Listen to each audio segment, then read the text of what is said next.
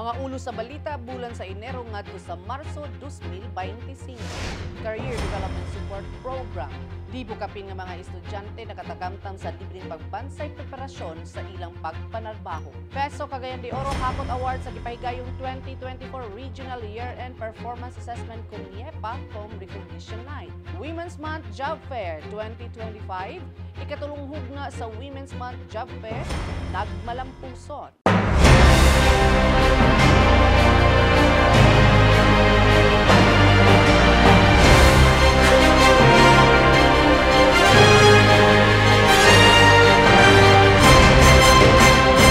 Kalihukan kalampusan sa peso. Maayong adlaw Cagayan de Oro, maayong adlaw City Hall. Mao kini ang kalihukan kalampusan sa Peso Cagayan de Oro bulan sa Enero hangtod sa Marso tuig 2025. Sa pag-ila sa lain-laing mga panginahanglan sa nangita og trabaho, gipalapdan sa Peso Cagayan de Oro ang hanay sa mga serbisyo ingon man suporta sa panarbaho. Ang programang Career Development Support Program kung CDSP naglakip sa komprehensibo nga pagtambag sa karera, mga resume building workshop ug mga sesyon sa pagpangandam sa interview ngadto sa atong mga kabatan-unan. Ania si Erica Pau alang sa dugang pang mga detalye.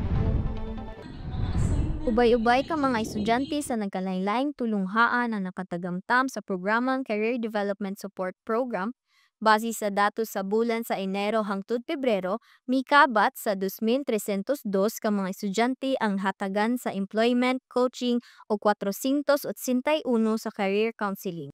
Kini adunay kinatibuk-ang total nga 2,885 sulod sa 13 katulunghaan sa dakbayan sa Cagayan de Oro.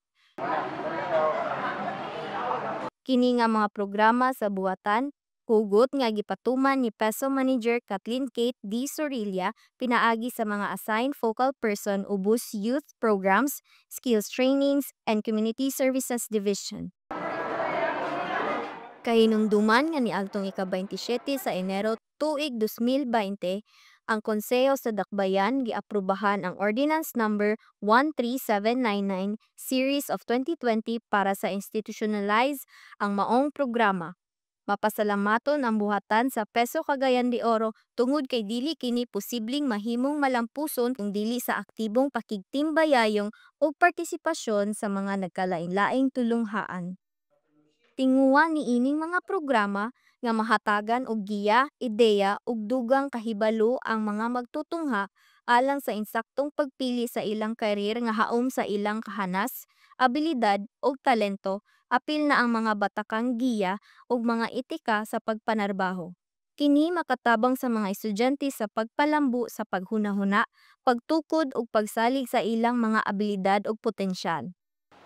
Ang nasampit nga libreng pagbansay dili lang gidisenyo alang sa pampublikong tulunghaan kung dili apil na usab ang mga pribadong tulunghaan dinhi sa syudad sa Cagayan de Oro. Malipayon og malaumon usab ang buhatan sa Peso CDO nga daghan pang tulunghaan ug magtutungha ang mahatagan sa samang kahigayunan ug oportunidad. Ako si Erica Pau, ang inyong kapeso. Ang Department of Labor and Employment Region 10 sa koordinasyon sa Public Employment Service Office Managers Association of the Philippines Region 10 Chapter Incorporated mipahigayon sa 2024 Regional DOLE 10 ug Peso JPO Year-End Performance Assessment kung NIEPA Planning and Target Setting. Learning sessions on 2025 Employment Activities Home Recognition Night ni adtong Pebrero 5 paingon sa East 2025 sa Pearlmont Hotel, Cagayan de Oro City. Ania si Apple Casino alang sa dugang pang mga detalye.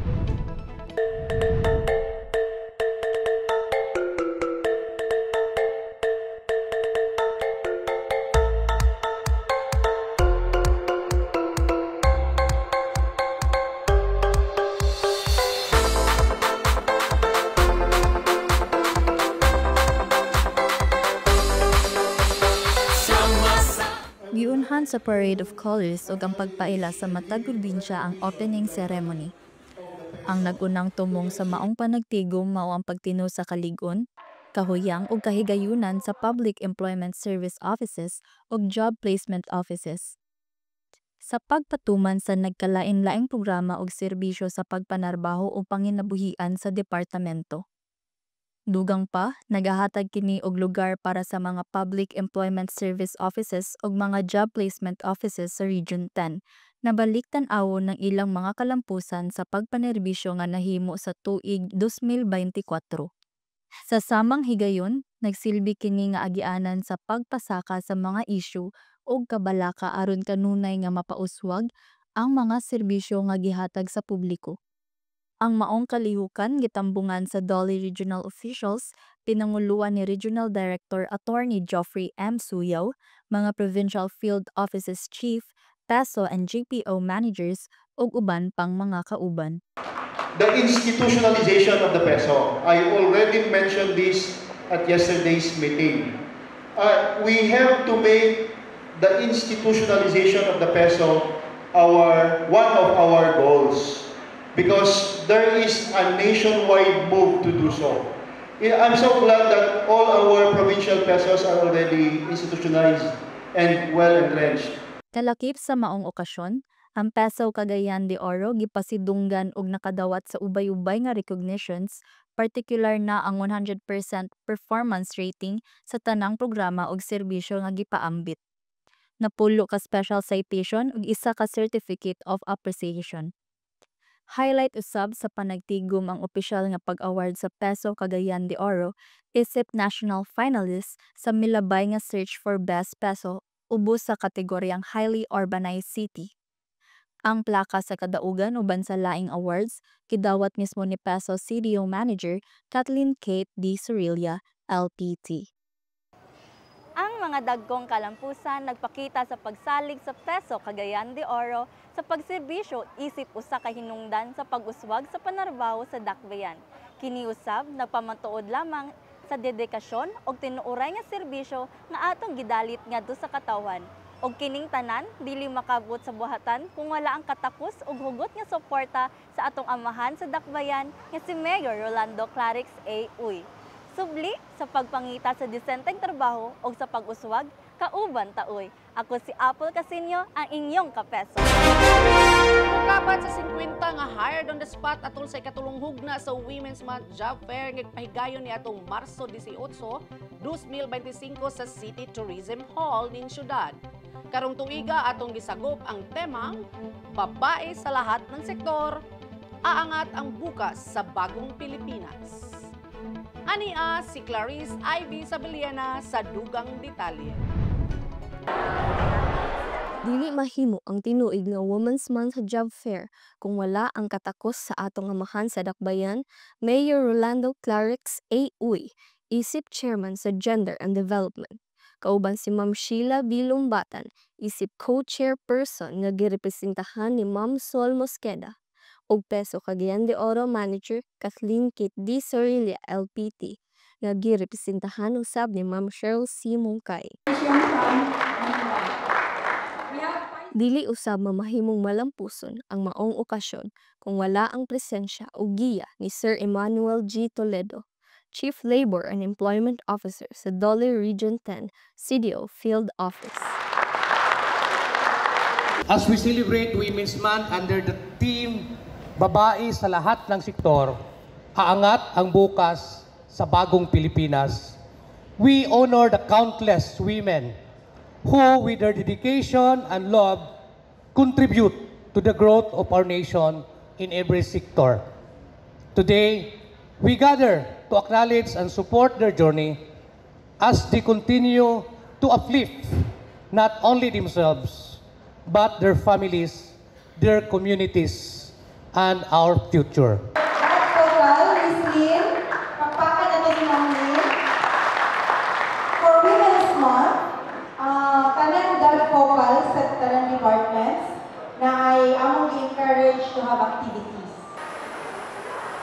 Kini nga kalihukan gisuportahan sa 61 ka mga kumpanya, diin 49 niini ang lokal ug 12 ang panggawas, nga adunay dala nga sumatotal 6,682 ka mga bakanting trabaho. Nakatala usab kita og dulang 500 ka rehistradong aplikante. ang mahinungdanong pagpaningkamot sa peso Cagayan de Oro o sa tanan nga mitampo nakahatag og kumpiyansa sa mabungahon nga kalampusan sa maong aktibidad. Hello and God bless. I am Pamela B. Ibali. I live in Lanao del Norte, but currently I am here at Burgos, CDO.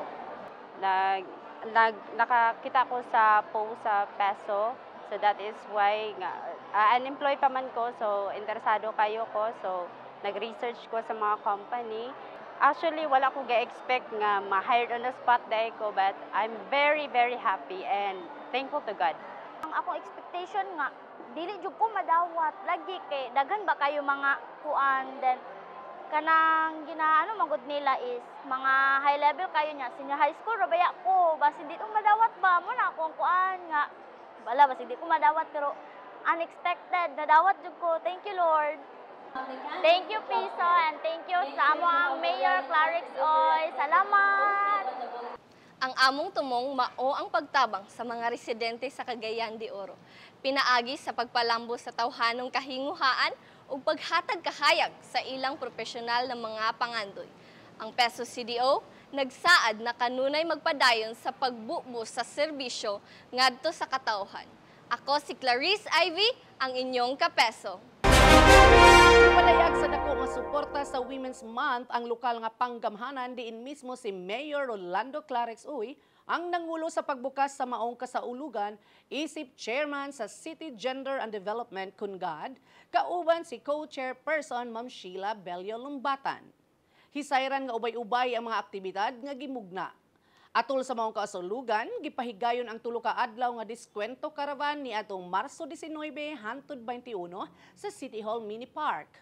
Kini gisalmutan sa 26 ka micro, small and medium enterprises kun MSMEs diin gihatagan nato sila og oportunidad nga makapamaligya.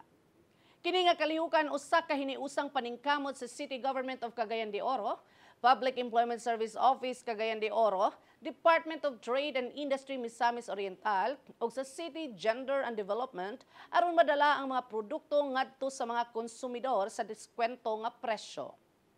Daghang salamat sa tanan nga miapil sa atong diskwento caravan. Usa kini kadakong higayon alang sa atong mga suki nga nakapamalit og barato og dekalidad nga mga produkto gikan sa lokal nga mga negosyante. Padayon ta sa pagsuporta sa atong mga MSMEs ug sa pag-uswag kauban ta uy. Trending karon.